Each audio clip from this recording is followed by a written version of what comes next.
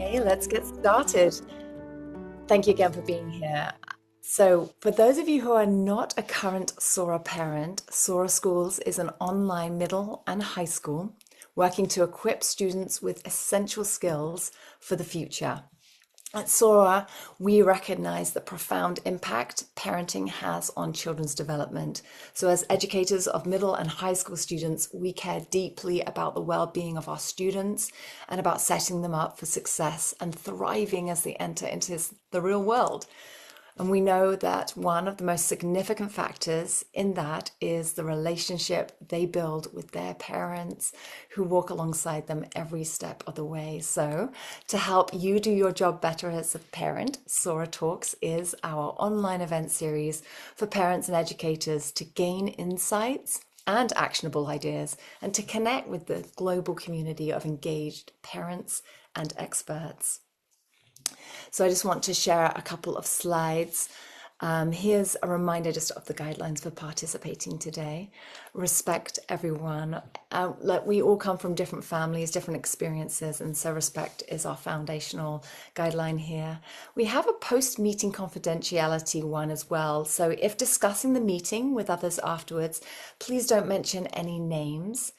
And for anonymous questions, you may send questions that you would like to keep anonymous directly to me over Zoom DM, and I'll be able to ask your question without you having to mention your name publicly. And just to explain why that is, sometimes we as parents want to chat about something that's going on with our kiddo, but they could be in the background and we don't want them to feel uncovered. And so this is a safe space to ask questions anonymously. So without further ado, I'm going to pass over to Garrett Smiley, our very own co-founder and CEO of Sora Schools. Garrett Smiley is a Forbes 30 under 30 honoree, and Garrett is committed to breaking traditional educational molds and fostering a learning experience that prepares students for the dynamic, fast-paced world of tomorrow. We have the pleasure of having him share twice in the last month, and so without further ado, I'll pass you over to Garrett. Thank you, Rachel. Well, I just couldn't help myself. We have someone as amazing as Mandy coming. I selfishly jumped in and wanted to have this conversation. So great to see you all again.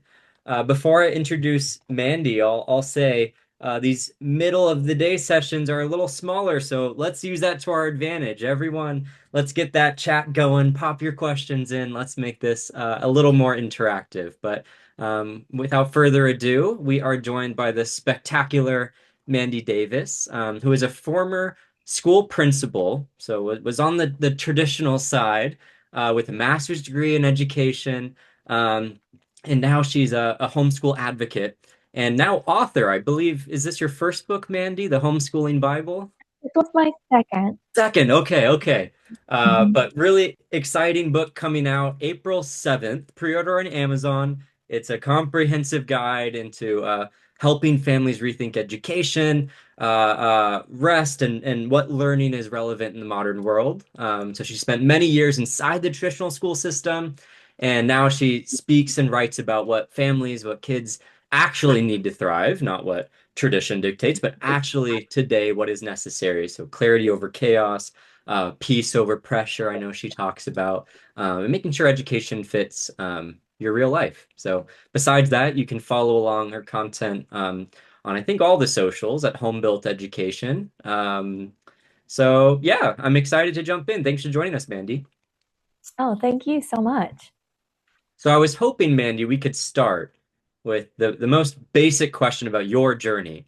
What made you jump ship? What made you go from this? You were excelling in the traditional thing, but you obviously had a realization or a series of realizations that made you go, maybe I need to rethink this whole education thing. Sure, absolutely. I'm going to go actually all the way back. So, my own education was through the school system, and I struggled. I was a perfectionist, and so I did very well academically on paper, but the stress, the anxiety, the personal friendships, and bullying, it was a lot to try to maintain as a child. And later, um, coming into my years at university, I realized I wanted to be a teacher so that my students wouldn't feel that way. So I could have a classroom where kids felt safe, where I could stop bullying, where I could make kids feel like they belong in a calm environment. So right away out of college, I began teaching, and all of those beautiful dreams were squashed when I realized what I actually had to do in my day. And what I actually had to do was make sure these 25 fifth graders reached the finish line of standardized testing. I had to make sure that we had a passing class. I had to get data points out and manage admin meetings and staff meetings and parent calls. And soon my time was so torn and pulled, I was only reaching the very middle. When I would bring up concerns of my classroom to my admin, as supportive as they wanted to be, there wasn't a lot of action taken. And so my next initial thought was, I've got to make it to a higher vantage point so I can take action to help these classrooms. It must be that the teachers aren't getting the help. So I pushed forward with my MED and eventually made it to school principal. And by this point, I was actually the principal at my daughter's school. Both of my daughters were there at the time. And um, I was shocked that even as an admin, even as the school principal, there was very little that I could do to make any change. I was now so far removed from the students, and in fact, even kept an arm's length from my own kids' education. I was in their building, I was their school principal, and I couldn't make changes inside their classroom.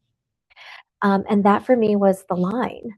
Um, it it took only a small amount of time sitting in that authority for me to understand that I'm not going to reach the children the way they need to be reached. I'm not going to be able to make the changes that need to be made um, as a school principal or an admin. But my kids are going to suffer through this if I don't do something for them.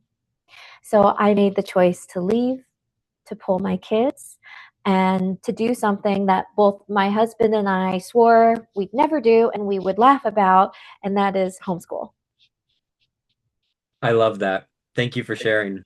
Uh, So you say homeschool. What does homeschool actually mean to you? I know just before the call we were chatting about the surprisingly controversial definitions surrounding this space. So how do you define the space of homeschooling, and what does that mean as a relationship from parent to student? Sure.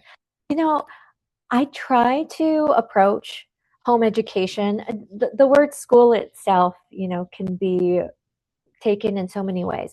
Home education, um, to me, is any education where the parent has taken the reins. But there are so many different ways that might look, where some parents may want to be developing and creating their own lessons and take, a philosophy to education that fits their family or world school. Another family may want to use online or in-person tutors. Another family might have grandma and grandpa leading education, or find a really solid online school that works for their travel, for their goals, for their family. Because a home education in 2026 isn't saying, I'm going to do this all myself. It's saying, I'm going to do what's necessary to create a personalized education for my kids. And where kids thrive is going to be different for every family as well. I love that. It's like the parent is the general contractor of, even if they Mhm. subcontract some things, they are the one who are making the calls with reasoning behind. I love that. Definitely, yes. How do you think about advising families in their different stages of the homeschooling journey? So I imagine my sister has a 4-year-old, Mm, and she's talking next year about how they're going to start homeschooling, right? And to her, that means something very, very, very different, I would assume, than mm. when you're talking to a middle or high school family, having these similar thoughts. So I'm curious how you think about the space depending on the student's age, and then I'm excited to dive into more of the nitty-gritty details about like what a Tuesday feels like. Let's start with the age differences. Sure. Oh gosh, the age differences are so vast. And actually, in my home, I have a huge age difference. I have a 14, a 12, and a 4. And we are just across the board doing different things to make it work. A lot of times, especially on social media, you do see the littles' ages, and homeschooling almost appears as this picturesque, little bear counters and beautiful artwork. And while I've never seen that in my day to day life, it's paint on the walls and glue in my hair. Um, so much of the little phase is hands, but, as you know, once you start getting into those older years, keeping it personalized and interest driven, there's just more to it. My goal as a homeschool parent is to get my children to the age, and I feel like my 14-year-old's there, but to get them to the age where their learning is very independent because I supported their learning when they were young. And so now they're at this point where they want to learn. They know how and what that looks like. Um, starting at basic concepts and developing up. And also just the acceptance that learning is going to be switching and transforming and growing alongside as our kids get older and older. Yeah, absolutely. One thing we hear all the time in the homeschool community, or really people who are flirting with the idea of homeschooling, and is almost treated as a four-letter word within the homeschooling community, is socialization, right? Mm. How do you react to families who say, I get that traditional school may not be perfectly addressing my students' interests, proclivities, whatever, but I still Mhm. want them to be raised in this community. Perhaps even just like the community of their peers in the neighborhood is a powerful thing, but just um, interacting with similarly aged peers that they turn out quote unquote normal, right? Sure. Okay, I'm going to try not to stand on too high of a soapbox for this because I hear this all the time. I hear this all the time. So two approaches that I'll take to answer. First, from just being inside a school for a very long time. Schools were not designed, nor is it their goal to create healthy socialization for children. So you will see kids sitting in rows amongst 25 plus um, peers of their exact same age, different interests, different everything. You'll see teachers intentionally seating kids. This child's chatty. Let's seat them near someone very quiet. They're not seating them near friends. And you'll hear teachers say throughout the day, "You're not here to socialize. There's no talking. We're not here to hang out, to have fun, to socialize." So the overall goal of our schools are not healthy socializations. And the numbers themselves, 1 to 25 up to all the way to 36. I've seen classrooms 1 to 36. Just in my experience, I know I've heard of them even being broader than that.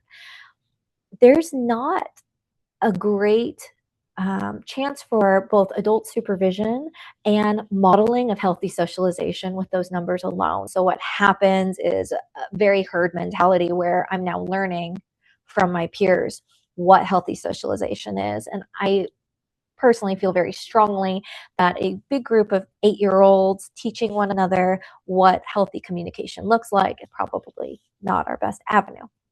Okay, on the other side of that, we're in 2026 and socialization should no longer be the crutch we lean on to say this is a rite of passage as to why I am a part of an educational system.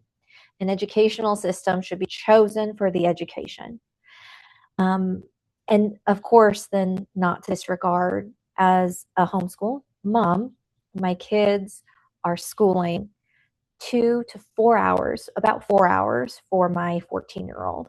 For my 4-year-old, we're looking at 20 solid minutes a day. And for my 12-year-old, about 2 hours varying of formal academics. Formal academics being the we sit down, we're receiving instruction, we're trying something new, review, independent work time, formal instruction. Now we're reading, we're doing all sorts of things in our learning for the day. But when you narrow that down, my kids have so much more time to actually build relationships, to join community groups, to find mentors in the community, to interact with all ages, with adults and children alike, to find people in their interest group, to volunteer. Soon for my 14-year-old, she's interested in finding a job. There's so many more opportunities for that, because I'm not saying she's working for 4 hours, but then she has 4 hours of homework later. No, she's working for 4 hours on the formal instruction, and then she has her life. And I feel like that should be the goal of socialization, is opportunities for our children to live their lives. Yeah, I love that. Historically, when we've gotten similar questions, we like to break it down and exactly as you said, and really look at how much what does socialization mean in a traditional school context, and it ultimately comes down to, well, the 5 minute passing period. I used to run into my friends sometimes, and then lunch. Lunch was a great time, and then for 4 months of the year, I was playing basketball, and that was, and I think parents, because traditional school is a bundle of so many things in their minds, it's hard to imagine how you could unbundle and intentionally build back up these things.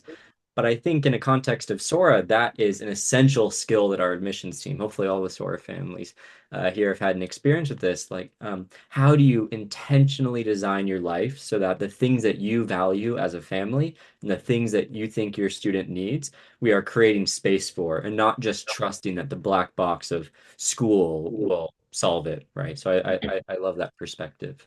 Um, And I know this is true of Sora also, and it's also true for homeschool parents, where you can attend a private online school like Sora. You can homeschool your children and still opt in to your local district's sports activities and so forth at the local school. And that is something that we've definitely taken advantage of, that I feel like is not publicized by local schools necessarily. Hey, if you want to be a part-time student, you can. But the majority of states, you can opt in to 5 credits, which is one class per semester. So for my 14-year-old, she takes a choir class, and now she's able to also participate in select show choir, in musicals, which in my mind is so much more aligned to social aspects than sitting in the traditional classroom. Yeah, I love that. I love that. We've actually shifted our schedule over the last few years for any Sora veterans here to accommodate this more readily. Whereas before we had a more dynamic scheduling system, and we convinced ourselves it was great to ask the families, what blocks do you want free, blah, blah, blah.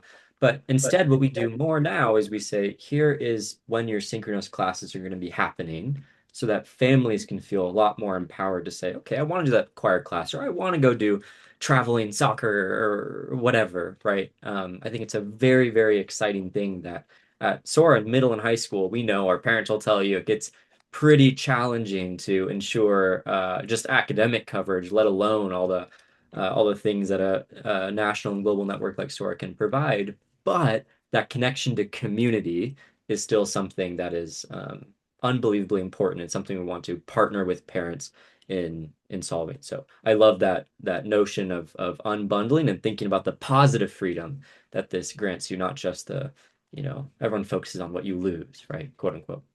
Uh, Exactly. Okay, so let's say maybe you've convinced a soul or two out there, Mandy, that homeschooling is something that they should think about. What are generally your first steps? Maybe they're not willing to jump in, both feet, but they just want to sample. They just want to put their pinky toe in. How do you counsel families on flirting with this idea? Oh gosh, it starts with a conversation that I feel like as a whole we need to normalize, and that's school choice.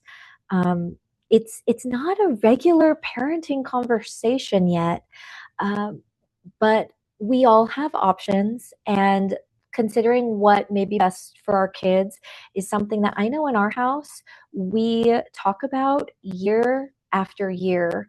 And I think that I shared this briefly. Neither my husband nor myself ever thought that we would homeschool. And so those conversations started between us first. And I actually just posted about this on my socials today because the chance that you are exactly aligned with your partner is rare. So first start the conversation of, is our current school serving our family? Is our current school serving our children? And go through pain points and go through the positives and also go through what would serving our children well look like. Because I know for my girls, they did really well in school, but school wasn't good for them. And so just considering um, all aspects of how the school is or is not currently serving your child. And then it's so hard. You can't sample a home education. You can't. I've seen families try to do it like we're going to take a week and just try it in the summer. I promise you, if you tell your kids we're going to do school for a week in the summer, they are not going to be on board for that. You're going to get a false reality of, well, they hate it. And really they're just trying to enjoy their little time off from their school that they had previously. Instead, I think realistically, we as parents need to be okay that schooling's not a permanent choice. Okay, you know what? We've not tried an online school before. Okay, you know what? We've never tried homeschooling before. We're going to try it because when you go all in and you try it, if it didn't work that year, I promise your district is not going to be like, you left and there's no coming back. No, they're always there. The district option is always there, and there's um, other avenues you can try if your first option didn't work. But until you release that fear and try, you just won't know. That reminds me, because I exist at this, education entrepreneurship intersection, people for some reason think I'm qualified to answer their career questions. And a fallacy I see come up very often is people have this obsession with their career arc, the ladder they're climbing, blah, blah. And I think a lot of the times in education, it's similar. If you leave your job 2 years to go work at a startup or try something, blah, blah, you can probably go back to the thing, even the same company, honestly, if you didn't burn bridges. The stakes for trying these things out, the upside is so, so, so ginormous, and the downside is generally much smaller or more constrained than we think it is. So it's a great point. You reminded me of that. Alrighty, I can obviously chat with Mandy all day, every day, but do we have any questions in chat, Rachel? Yeah, we do. We have thoughts, comments. So I'm just going to run through a couple of them and just make sure I don't say names if they are direct messages. Starting from the beginning, let me take a little look. Okay, so ability to participate in public school activities, either classes or extracurricular, is highly dependent on state educational laws and something the individual school districts interpreting that. It varies widely. I've seen everything from up to two classes to none at all unless fully enrolled. And that's from Michelle. I really appreciate that comment there. And Michelle, please do unmute if you want to sort of lean into that a little bit more and share your own perspective. I'll pause for if you'd like to share Sure. personally. So, longtime homeschooler, my kids are 25 and 28 and 25 now. So two of them went from birth on to the end of high school. One of the twins was extroverted and chose our public high school and then a boarding school. So online, some classes, but that wasn't as much a thing at that point, right? One of the kids decided, oh, I want to take a couple of AP classes, or I wanted to go for senior year just to see what high school is like. Graduating was going to be an issue. And because my other kid was already there, I was in conversation with the counseling department, and they said, you know what? He could take 2 classes. That's fine. But it really, really depends on the relationship, and it messes up your schedule like you wouldn't believe, because they own your school day. When your kid is at public school, they own all those hours. So today it's at 9 o'clock. Oh yeah, we're gonna have a pep rally. It's at 2 o'clock. So it's something that an online school has a lot more flexibility than often has the option to record things. But it is just so dependent. But I love the hybrid model. I love including multiple ways for your kids to learn, for my kids to learn. They chose, like I saw other people in the chat. Brilliant. Thank you, Michelle. Marcelo says Sora is a perfect fit for Luna. She experienced unschooling for 14 years, then 2 schools of traditional schooling, her decision, and now she found Sora, which brings the best of the 2 things she values most, intellectual challenge and freedom. Thank you for that. I'm taking a little look. Michelle said, yes, love that your daughter was a part of making the choice. That's key. And then let's take a I see a little look. great question that just came in, Rachel. I'm very curious to Yeah, go. hear Yeah, go for it. Mandy's take. Says, how can how can we deal with the negative stigma associated with homeschooling? What if everyone's not on board in the community, Mandy? How do we as much as we want to think that we'll charge along and stay true with all these judgmental people around us, I'm sure it can be challenging. How do you think about that? Oh, it's hard. And you're not alone in wondering how your heart will deal with that. I can share from my experience, the reason I came onto social media at all was to find a homeschooling community, because where I was at that time was not a community where it was normal in the least. You will have friends and even family with pushback, with questions. I've noticed that in time, I have gained a deeper calm um, around talking about homeschooling, not from a place of, I'm going to convince you because there's only one right education. But instead, when somebody asks me about homeschooling, even in the negative sense, all I can do is share if I feel like sharing, and accept that it's not my job to change their stigma, and it's not my job to make them feel comfortable or happy with my response, because I can look at my kids and I can look at my family and know that what we're doing is important and right for us. Um, but it's hard. Um, it's such a polarizing topic, home education. And I've also noticed in online spaces, whenever you share something positive about home education or an alternative educational path, people will jump right away and say, the side of that too. Oh, homeschoolers always want to talk about how great homeschooling is. And I think that for a long time, when home education was happening, there just wasn't a platform where non-homeschoolers could see what it looks like. And now that there are so many, we're like, well, let me just show you what this looks like for our family. A thread that I felt that's related to that is this assumption that homeschooling can only be done with one stay-at-home parent or in homes with plenty of discretionary resources. Or so I'm curious, Mandy, how do you think about the accessibility of homeschooling and how families can make it more realistic given their family or financial circumstances? No, that's a great question.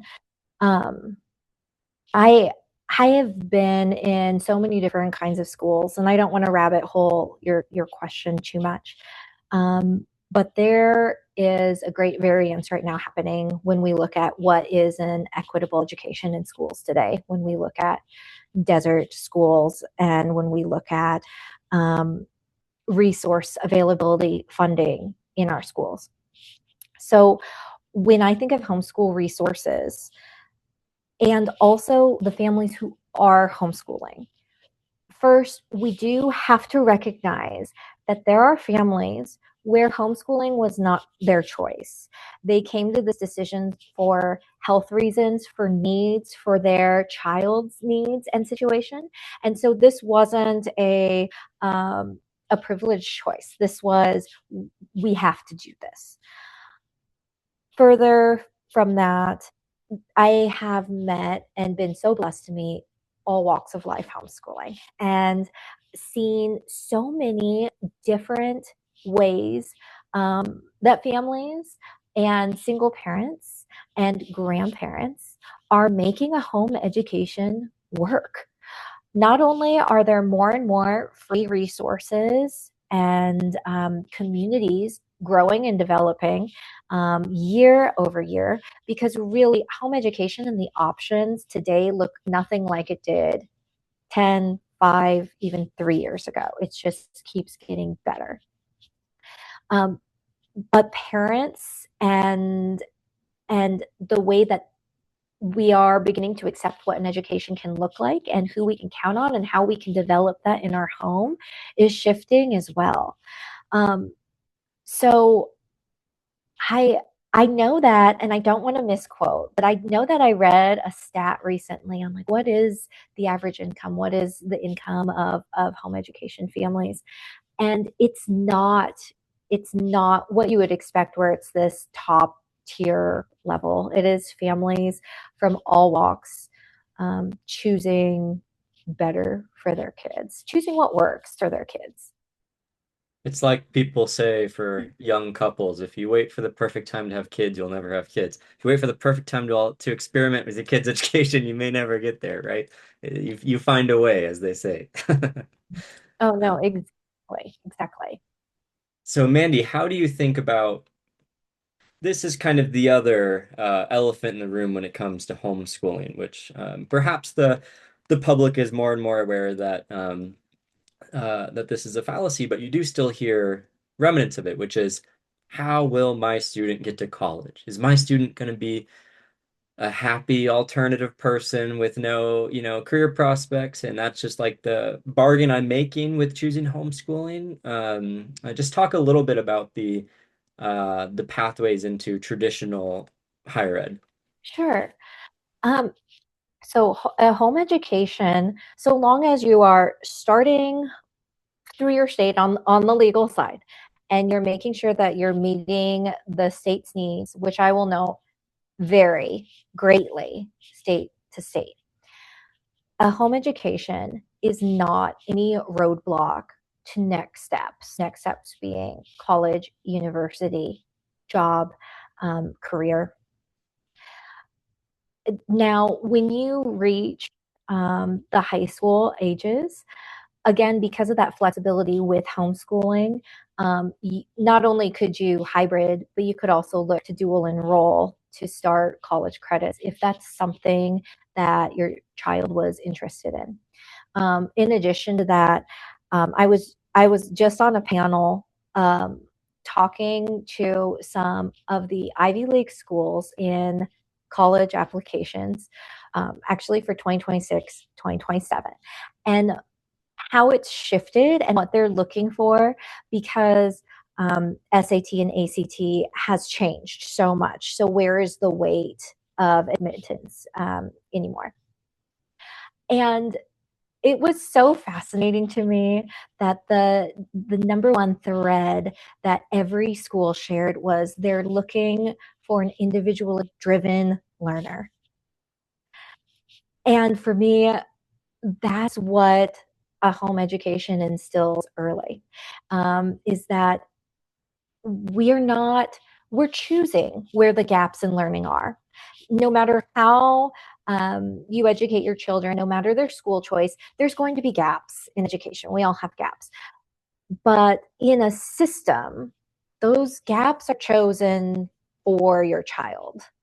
Whereas when you're at home, you can recognize where your child's interests and strengths and talents are. You can recognize early even what they're interested in for their further education if they're looking to go to college, university. And you can be selective in those gaps. But what that does is create someone who lifelong wants to learn, keep going. And I just find that really fascinating that that's what these top schools are saying that they're looking for in a student. So I have received so many questions about high school homeschooling lately, and if there are any roadblocks to the future. Um, and I fail to find ones that would stop your child from getting the next education that they'd be interested in. Yeah, yeah.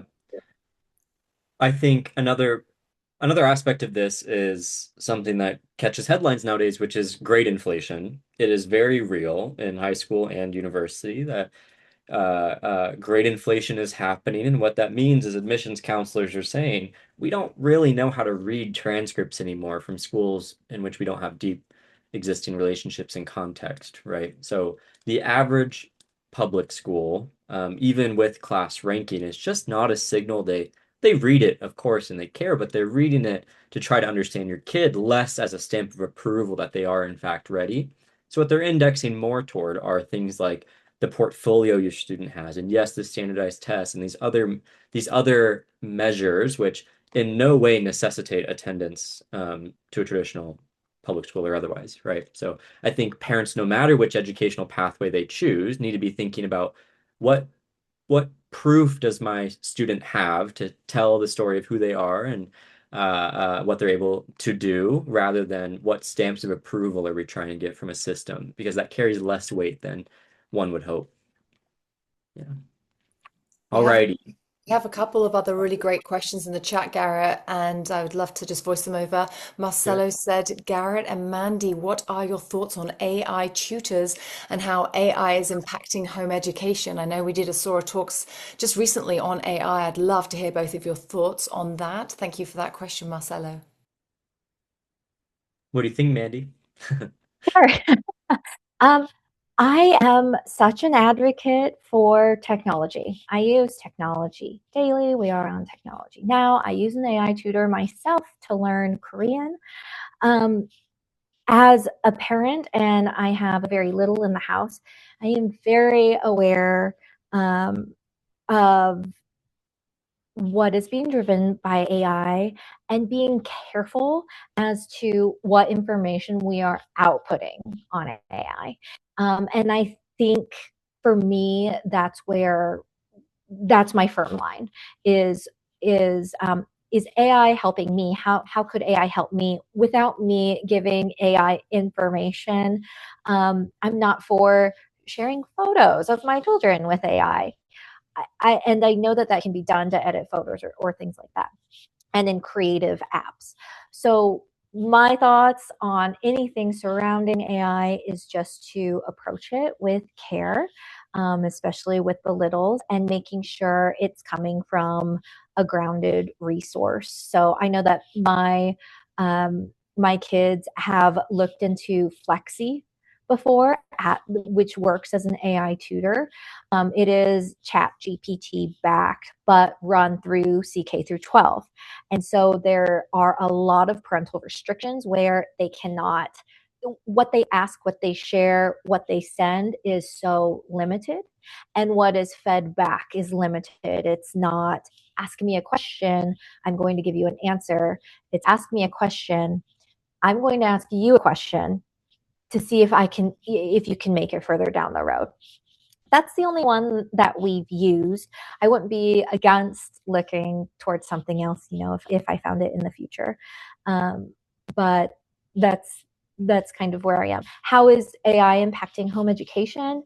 Um, I mean, I feel like AI is kind of impacting everything right now, and I have a lot of friends that use a lot of different AI tools in different ways.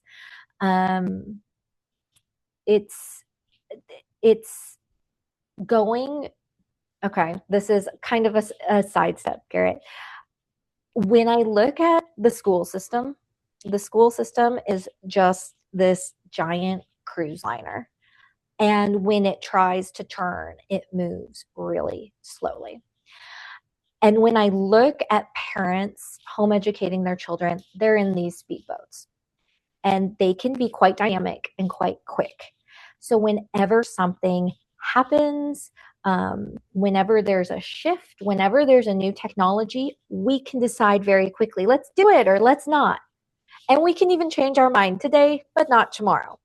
Where the cruise ship is going, like, should we do it? We'll veer that way. And it's going to take them a long time to veer back. So home education, I've never been worried about in terms of AI coming in and negatively changing the space the way that I worry about it in our school system. And that's kind of where I am on the topic. I know that was pretty broad. Yeah.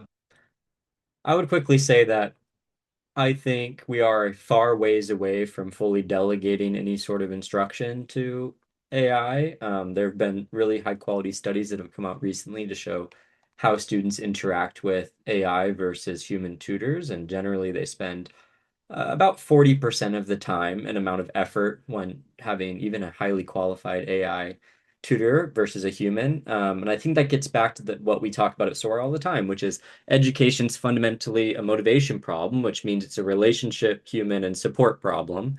Um, and I think the general population is opening their eyes to this a bit. Like, okay, if ChatGPT knows everything and can explain anything to me, kind of like what Google's kind of been able to do, but this is obvious. What, is school really about having the right sequence of textbooks and the right knowledge for my kid to stumble upon in library resources? No, it's not about that.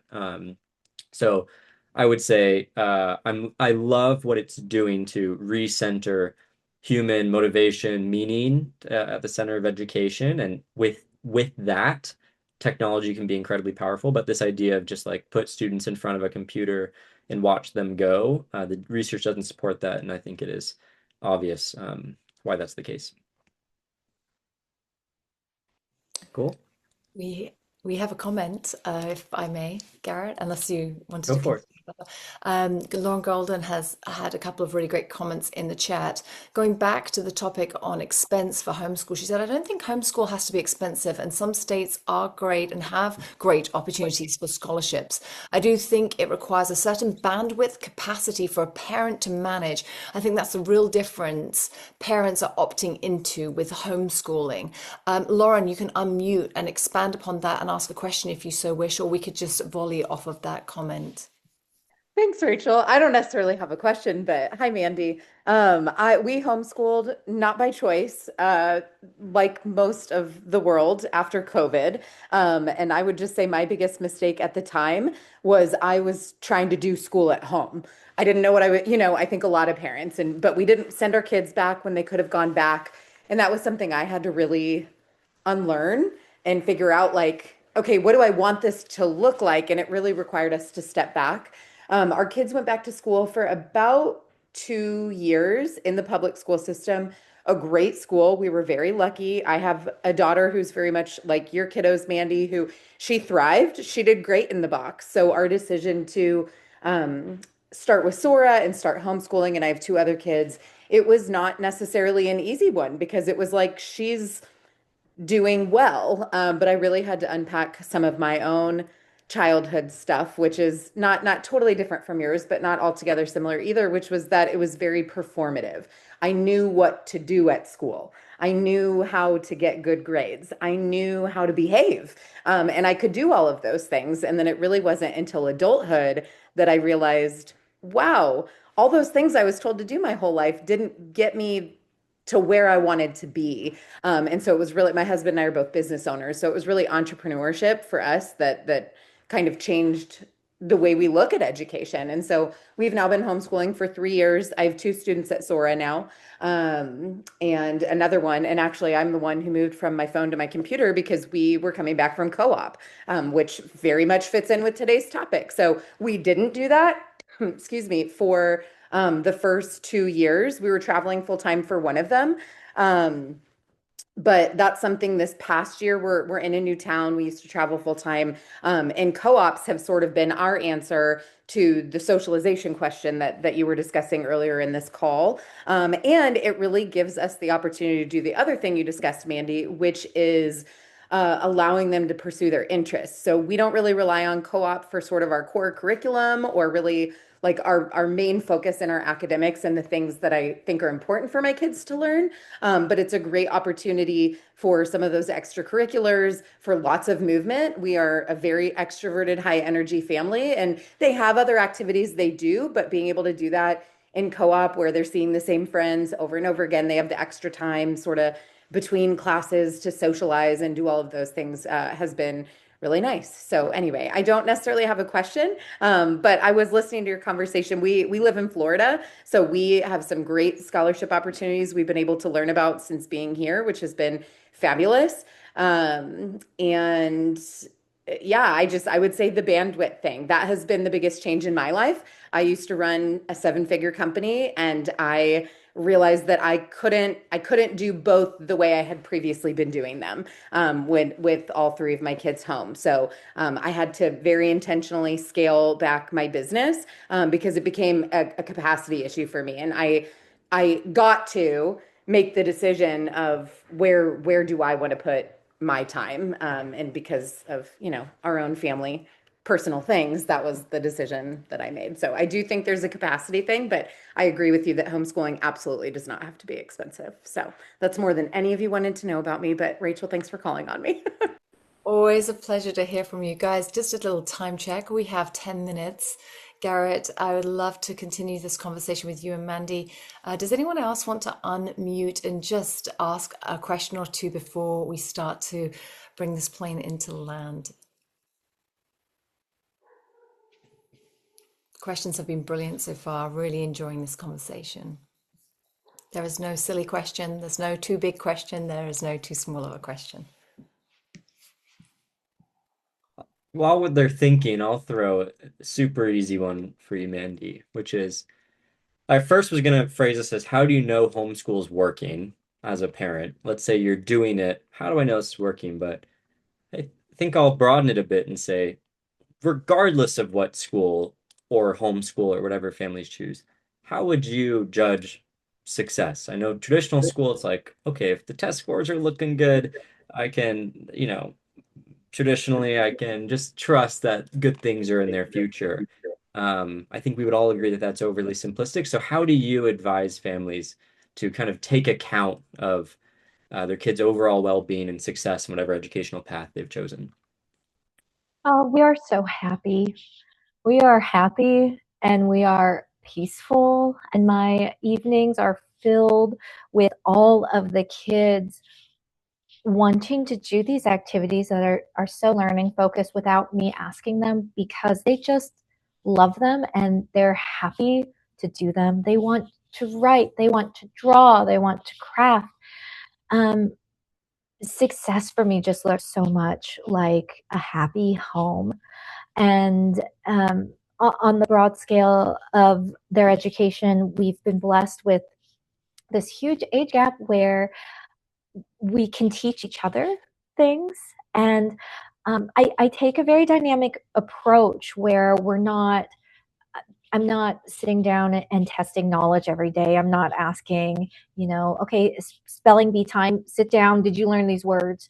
We're bringing in parts of our life that are important to us and blending them with our learning, and then letting our kids teach us. And in their teaching us, we see what they've learned and how they've grown. Because progress doesn't need to look like an A plus on a piece of Scantron bubble sheet. Progress can very much look like, hey, look in this binder. I wrote that in September, Cruz was really interested in learning to say his alphabet. And look, we're in January and he just wrote down mom and he knows all the letters in his alphabet. I didn't test him for that. I didn't intentionally sit down with a progress goal, but there's growth. And so for me, that's just everything, seeing the light in my kids' eyes. I love that. I love that.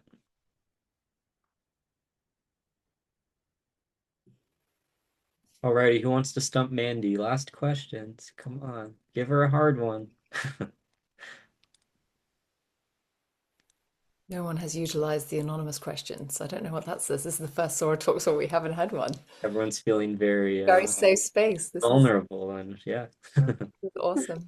Face, yes. Well, I'll ask a question. I know what I do, Mandy, but you're much more experienced than I am.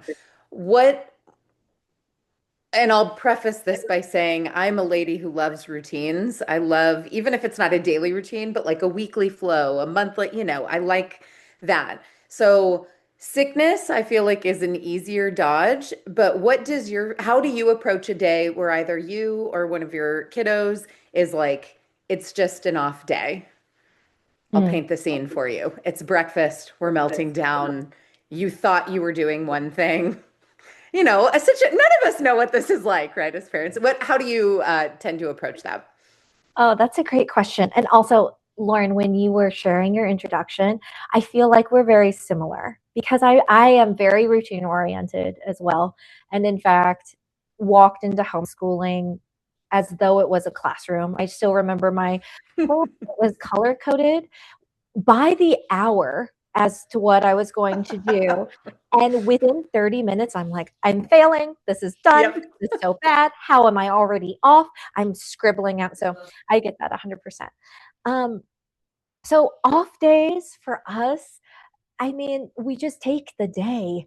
I'm so routine oriented, but if something's not right and we feel it, and so not like a small argument, not like, you know, my little guy was screaming because I feel like that's pretty routine that something happens, but a really something off. We take the day because usually that's a signal.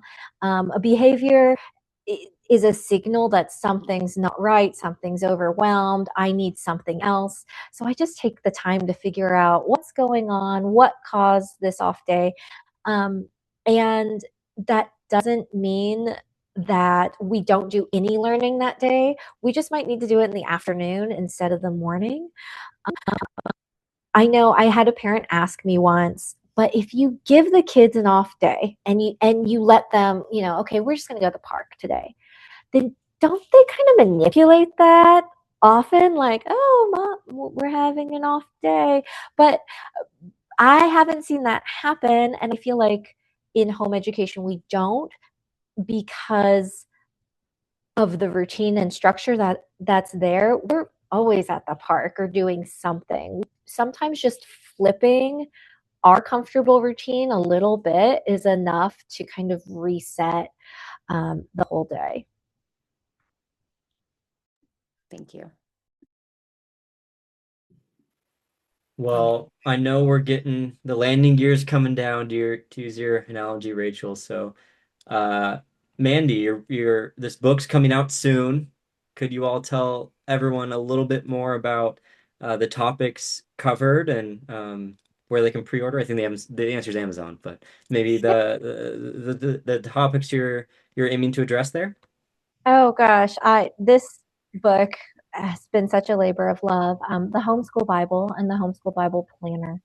Um, when I started homeschooling, I just wanted one place, one resource, one book that I could open and find the answer that I'm looking for. And I wrote the Homeschool Bible in this format.